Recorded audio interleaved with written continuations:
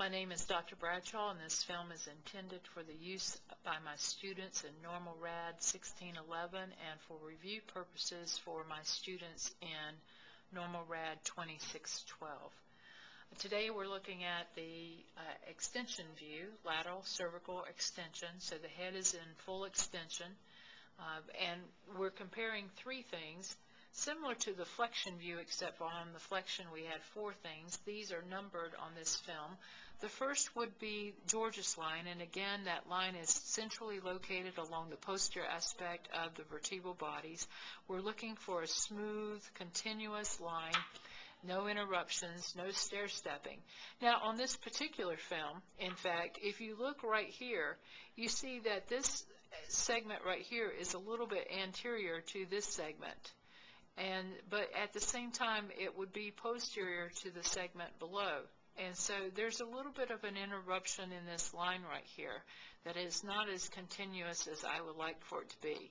I would like for this point to be lined up exactly with this point, and for this point to be lined up exactly with this point. And so there's a little bit of an interruption right there at that segment level according to George's line.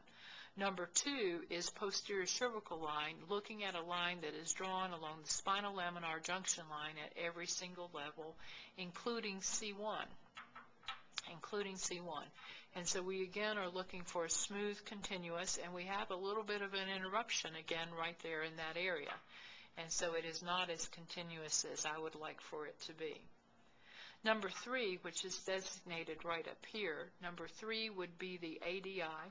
We again measure the ADI on the routine lateral view, and what we're looking for on the extension view is that that measurement does not change more than 1 millimeter from whatever it measured on the routine lateral view.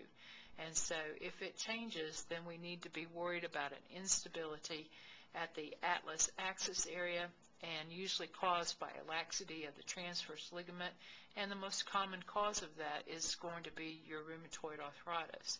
And so if we have a person that presents with rheumatoid, most people think about extremities, but we also need to consider the cervical spine, and more specifically the upper cervical spine.